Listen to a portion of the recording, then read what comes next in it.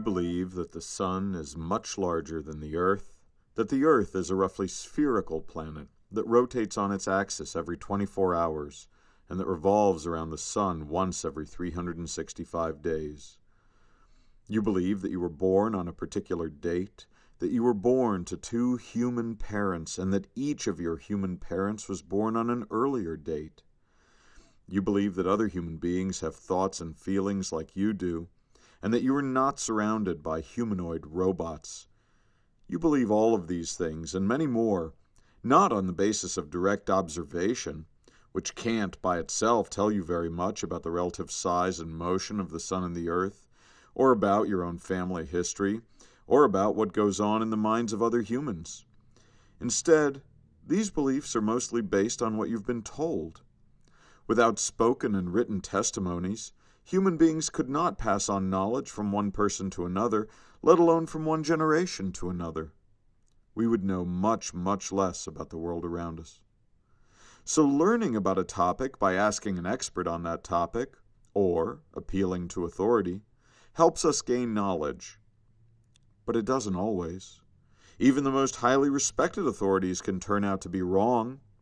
Occasionally, this happens because a highly respected authority is dishonest and claims to know something that she or he really doesn't know.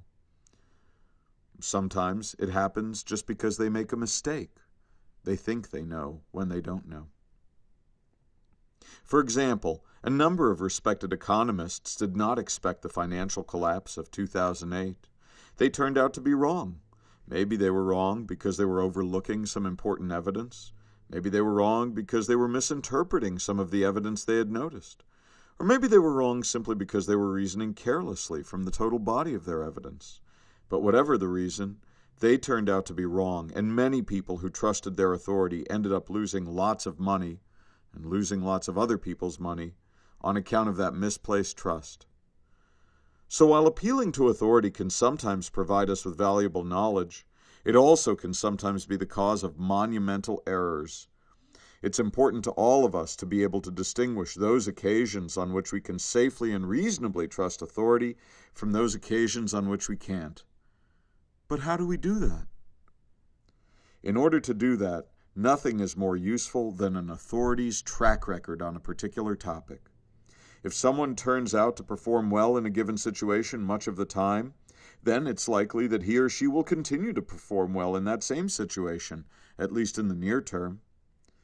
And this generalization holds true of the testimony of authorities as much as of anything else. If someone can consistently pick winners in both politics and baseball, then we should probably trust him or her to keep on picking winners in both politics or baseball, though maybe not in other things where his or her track record may be less stellar. If other forecasters have a poorer track record on those same 2 topics, then we shouldn't trust them as much. So whenever you're considering whether to trust the testimony of some authority, the first question to ask yourself is, what's their track record on this topic? And notice that you can apply the very same lesson to yourself. Your instincts tell you that you've just met Mr. Right. But what sort of track record do your instincts have on topics like this one? Have your instincts proven themselves to be worthy of your trust? Just as we judge other people's testimony by their track record, so too we can judge our own instincts by their track record. And this brings us one step closer to an objective view of ourselves and our relation to the world around us.